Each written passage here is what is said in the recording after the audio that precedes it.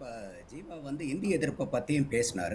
அவர் ஒரு affidavit file பண்ண முடியுமா? இன்னைக்கு திமுகவுல இருக்கக்கூடிய யாருக்கும் ஹிந்தி தெரியாது, திமுகல திமுகல அமைச்சர் படிச்சா பெருமக்களா எனக்கு என்னங்க? இருந்தவங்களுக்குலாம் நான் யாரும் ஹிந்தி தமிழ்நாடு தானே தெரியாது ஒரு சொன்னேன். அஃபிடாவிட் ஃபைல் பண்ண முடியுமா? அப்ப ஒரு ஹிந்தி தெரியறது என்னங்க தோசை துரோகமாங்க? ஏங்க, இப்ப ஹிந்தி இன்னைக்கு படிக்கிறது தப்புன்னு சொல்ல அவர் தப்பா பள்ளிகள் இன்டர்பிரேஷன் எல்லாம் பண்றாரு. வந்து இப்ப ஹிந்தி திமுக யார் வேணாலும் படிச்சுக்கலாம் பள்ளிகள் எல்லாம் ஹிந்தி மொழி இல்லையா? தமிழ்நாட்டுல ஹிந்தியை கத்து சார். கொடுக்குறது இந்திய யார் வேணாலும் படிச்சுக்கலாம் சார். பேசிக்கிட்டு இருக்கீங்க. எந்த ஆங்கிள் நீங்க எடுத்துட்டு உத்தரப்பிரதேசத்துல போறீங்க? தமிழ் தாய் வாழ்த்து பாடுவீங்களா சார்? உத்தரப்பிரதேசத்துல நீங்க தமிழ் தாய் வாழ்த்து பாடினா நாங்க இங்க ஹிந்தி பாடுறோம் சார். வார்த்தைக்கு நான் முதல்லயே நான் விளக்கம் கொடுத்துட்டேன். ஹிந்தி பேச தெரிஞ்சா சார், ஹிந்தி படிக்கிறதுக்கு எதிர்ப்பு தெரிவிக்கல. இவங்க இப்படிதான் தப்பா மத்திய இன்டர்பிரேஷன் அரசாங்கத்துல பண்றாங்க. பதவிகள் இல்லையா? இப்ப திமுக நடத்தக்கூடிய பள்ளிகள்ல வந்து ஹிந்தி பாடம் சொல்லி கொடுக்கிறது இல்லையா? திருப்பி இவங்க அப்ப இதுதான் பதில் வியாபாரம் வேறு, கொள்கை வேறு. அப்ப உங்க ஹிந்தி படிக்க கூட நான் சொன்னேன் அப்ப எதுவும். தமிழ்நாட்டுல சார் இந்த பெருமை கேக்குறேன் சார், தெளிவா கேக்குறேன். தமிழ்நாட்டுல ஹிந்தி இல்லையா இப்போ? இது வரைக்கும் யார் சார் ஆண்டது? இல்லங்க, தானா படிக்கிறது வேற, அதை வலிந்து ஹிந்தி பிரச்சார சபையே இருக்கு சார். தாவேகாவுடைய வேட்பாளர் ஹிந்தியில பேசினா என்னன்னு கேட்டதுன்னா சார், அது political issue. நீங்க டி-ஷர்ட் போட்டுட்டு சுத்துறதெல்லாம் என்ன? இல்ல திரு நந்தகுமார், இல்ல அவர் கேள்வியை நான் சொல்லிடுறேன், நீங்க அதுக்கே பதில் சொல்லுங்க. 67ல இருந்து நம்ம ஒரு இந்த மண்ணினுடைய தன்மையா ஒண்ணு உருவாக்கி வச்சிருக்கோம். அதை இந்தி தெரிஞ்சும் அதை நம்ம பேசாம இருக்கிறதா நம்ம தனித்துவமான ஒரு கொள்கையை நம்ம கடைப்பிடிச்சிட்டு வரோம். அதை உடைக்கிற மாதிரி ஒருத்தர் இப்படி பேசுனா அது இவ்வளவு நாள் நம்ம கடைப்பிடித்து வந்த மரபை உடைக்கிறோம் இல்லையா? அப்ப இதை எப்படி வந்து ஏத்துக்க முடியும், அனுமதிக்க முடியும்னு கேட்குறாங்க. நீங்க சொல்ற பாயிண்ட் ஓகே, அது இருக்கு. அவர் சொல்ற பாயிண்ட் அப்படி வர தெரிஞ்சாலும் பேசாம இருக்கிறோம்ல, அந்த விஷயத்தை வந்து அவர் வலியுறுத்தி சொல்றாரு. ஏனை ஊபியில தமிழ்ல பேசுவாங்களா உத்தரப்பிரதேசத்துல? முழுமையாவே எனக்கு வந்து அது மாற்று கருத்து இருக்கு. ஒரு மொழிங்கிறது அவங்களுடைய விருப்ப உரிமை.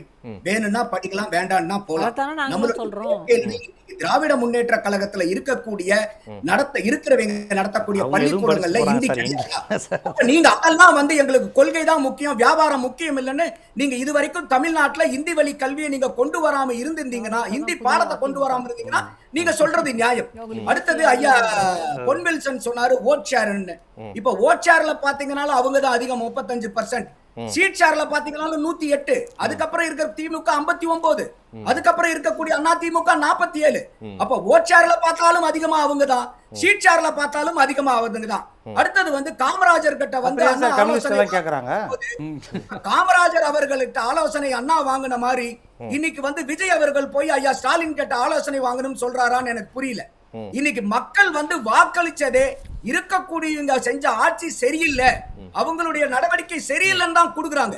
அப்ப இது ஆண்டவர்களுடைய எதிர்ப்பு வாக்கை எடுக்கும் போது அவரு போய் அவர்கிட்டயே ஆலோசனை கேட்பாரா?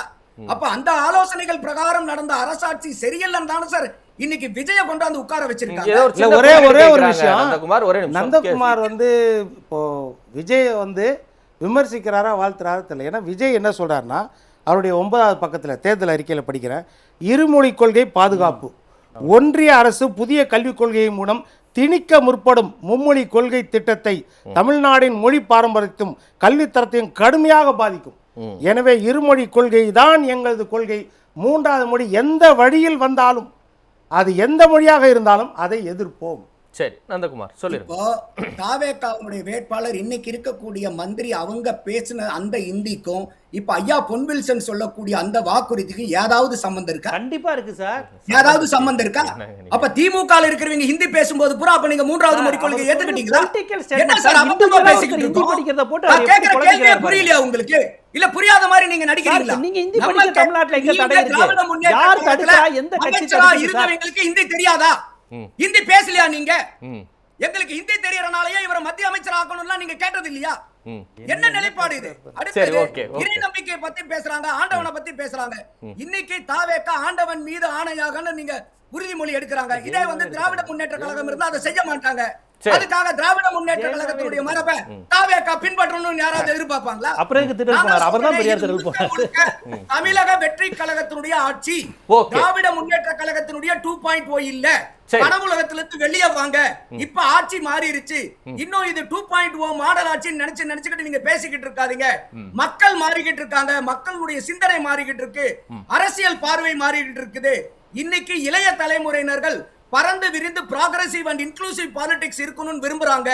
அதனுடைய வெளிப்பாடு தான் இன்னைக்கு விஜய் அவர்களை ஆட்சி கட்டல கொண்டாந்து அமைச்சிருக்காங்க. என்னுடைய இன்னொருமே என்னன்னா, விஜய் அவர்கள் பெரிய அளவுக்கு அரசியல் சித்தாந்தங்கள் எல்லாம் பேசி இந்த சீட்டுக்கு வரல. ஆனா இருக்கிறவங்க மேல அவ்வளவு அவநம்பிக்கை, அந்த அளவுக்கு அவநம்பிக்கையை உண்டு பண்ணது எது? உங்களுடைய இதுவரைக்கும் ஆன காலகட்டங்கள் உண்டான அரசியல் நடவடிக்கை.